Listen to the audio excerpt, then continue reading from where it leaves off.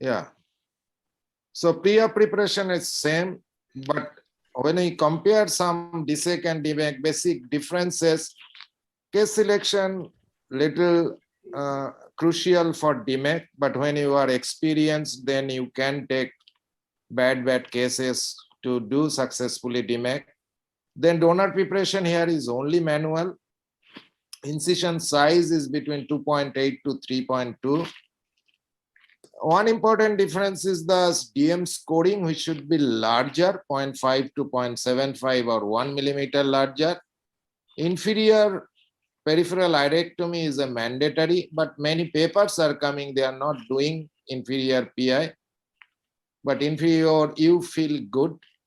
Anterior chamber to remain shallower during insertion of the graft. Then graft transfer is like, there are many techniques of graft transfer, but in DMAC, only by injector technique. And there are different types of injector. And Dr. Rajesh will be talking all these different techniques. And then you have donor unfolding is with BSS and AR. You have to play with. Here it is difficult. That is the most part. And everybody follows no touch technique. And if you have mark on DM side, then you will be doing fine at the end of the surgery. You will feel good that your orientation is right. Donor centration is easy for DSEC, but DMAC sometimes it is so difficult. Sometimes we always tell that don't try to center it. If it is little off center, and if you try to center, you may spoil the graft. It has happened to me also. So air injection easy for DSEC because just at the edge you just put air, but in DMAC again, the graft may shift towards side. So you have to be at the right at the center or just little paracenter to give air. Full air tamponade, air 10 to 15 minutes, but air tamponade, you don't have to keep the patient lying on or table. So you just air fill it and you send the patient in the recovery room for 45 to 60 minutes. So supine position are important for both. So these are the thing.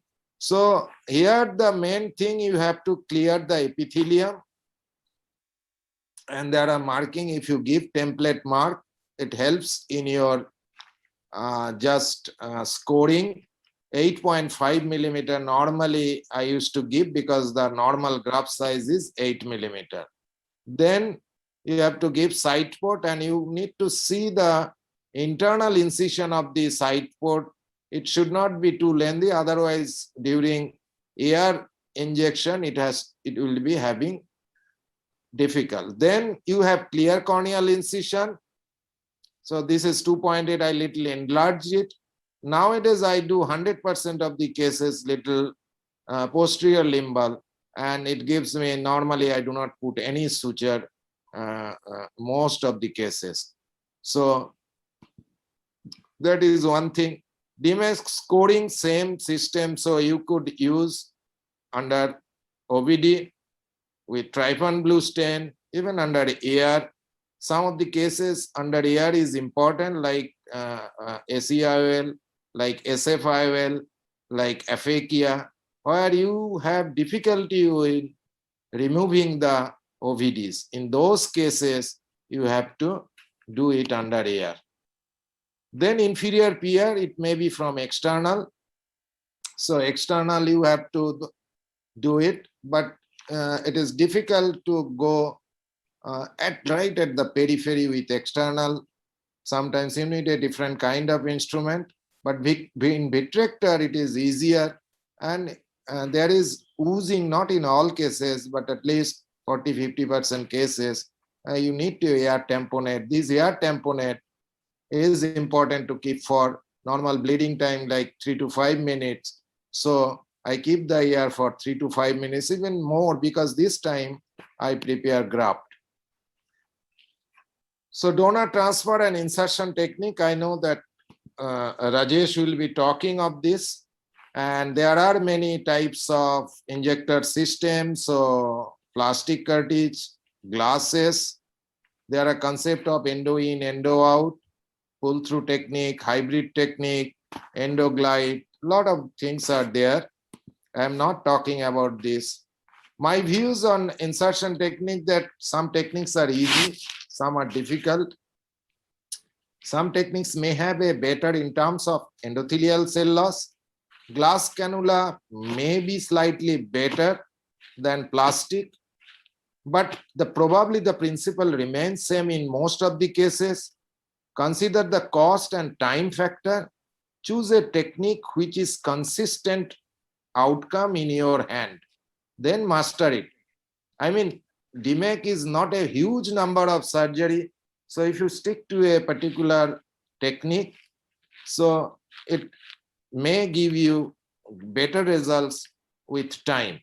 Ultimate goal is ease of unfolding and less cell loss. So if you spend less time inside the anterior chamber, your unscrolling or unfolding time, if it is less, so your cell loss. This is the simple injector I am using last 4 years, and it is made of AR 140, that cannula, the cartridge from Johnson and Johnson.